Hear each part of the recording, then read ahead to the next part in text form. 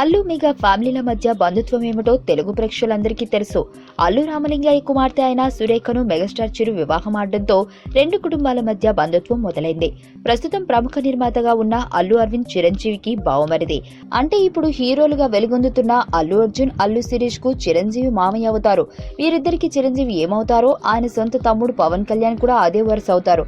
అంటే అల్లు ఫ్యామిలీ నుంచి వచ్చిన యువ హీరోలిద్దరికీ పవన్ మామయ్య అవుతారు. ఇప్పుడు ఇదంతా ఎందుకంటే తాజాగా అల్లు శిరీష్ పెట్టిన ఓ ట్విట్టర్ పై నెటిజన్లు సందేహాలు వ్యక్తం చేస్తున్నారు. కాటమరాయుడు టీం కు విశేష్ చెబుతూ సూర్యుడల్లే వచ్చాడు మన అందరి కాటమరాయుడు, కళ్యాణ్ బాబాయ్ కు, శరత్ మరారుకు, దర్శకుడు డాలీకి నా శుభాకాంక్షలని శిరీష్ ట్వీట్ చేశాడు.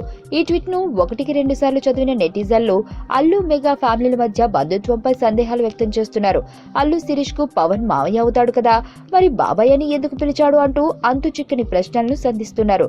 శిరీష్ కు వరుసలు తెలియక అలా పిలిచాడో, లేక తెలిసే పిలిచాడో, లేక ఫ్లోలో అలా వచ్చేసిందా అనుకుంటున్నారు. ఈ విషయానికి క్లారిటీ ఇస్తున్నారు మరికొందరు.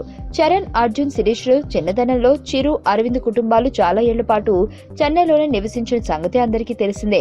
చరణ్ కు పవన్ ఎలాగో బాబాయ్ కనుక ఆ వరుసతోనే పిలిచాడని, 3-4 ఏళ్లు అటు ఇటుగా చరణ్ తోటి వయసు వారే అయినా అర్జున్, శిరీష్ ఈ చుట్టరికపు వరుసలతో సంబంధం లేకుండా చరణ్ పిలిచినట్టే పవన్ ని బాబాయ్ అని పిలిచేవారని చెబుతున్నారు. అదే అలవాటుగా ఇప్పటికీ పవన్ ని బాబాయ్ అని అర్జున్, శిరీష్ పిలుచుకుంటారని వివరిస్తున్నారు. జూలై ఆడియో ఫంక్షన్ లో పవన్ ని అల్లు అర్జున్ బాబాయ్ అని సంబోధించిన సంగతి గుర్తు చేసుకుంటున్నారు. ఆత్మీయతే తప్ప పిలుపుల్లో ఏముందన్నది ఇందులో సారాంశంగా పేర్కొంటున్నారు. ఈ విషయంలో మరింత క్లారిటీ రావాలంటే అల్లు సోదరుల్లో ఎవరో ఒకరు మరో ట్వీట్ పెట్టాలి మరి.